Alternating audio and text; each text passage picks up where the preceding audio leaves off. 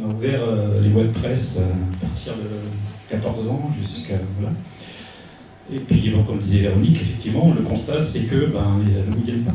Ils ne vont pas se déplacer un samedi pour écouter un journaliste qui va leur parler de médias et publicités, ou au contrôle de l'information, de la presse, ou les fake news, pour reprendre les quelques sujets qui ont été sur les web press. Donc les étudiants viennent, mais utiliser la médiathèque, ça je pense que tout le monde connaît ça, comme une grande salle de travail.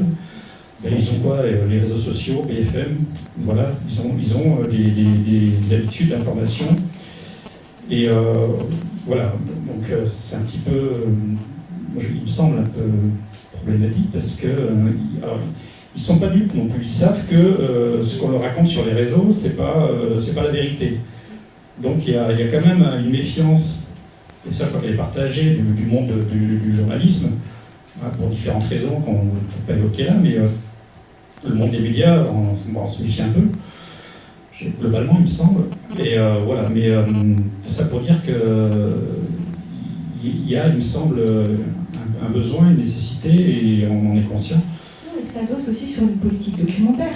Et ça, c'est super, comme vous dites, ils viennent chercher, on peut leur proposer aussi des bouquins qui les aident à mieux décrypter l'info, à prendre conscience, à lire des témoignages de journalistes, à prendre conscience de la vitalité de la presse aujourd'hui. On achète des tas de revues qui leur parlent.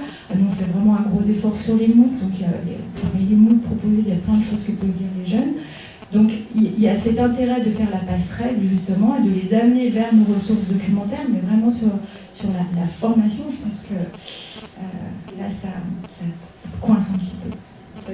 Il y a tous les ans, au mois de mars, la deuxième semaine de mars, la semaine de la presse à l'école. C'est vrai que là, c'est une opportunité pour créer des passerelles, des partenariats, même s'ils durent juste une semaine, mais on l'a fait par le passé, parce qu'avant les voies de presse, on avait déjà fait du travail pour de la presse, notamment la fabrication de journal. On avait travaillé sur comment fabriquer une. C'était l'occasion d'aborder dans cette pratique-là, et puis de voir comment la même info était traitée selon les journaux, à quoi sert la photo de presse. Enfin, voilà, ça permettait de dérouler pas mal de questions autour de l'information.